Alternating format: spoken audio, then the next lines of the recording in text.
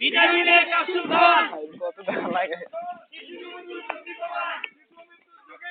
ভিটামিনের ক্যাপসুল খান। ভিটামিনের ক্যাপসুল খান। শিশু মৃত্যুর ঝুঁকি কমান। ভিটামিনের ক্যাপসুল খান। শিশু মৃত্যুর ঝুঁকি কমান। ভিটামিনের ক্যাপসুল খান। ভিটামিনের ক্যাপসুল খান।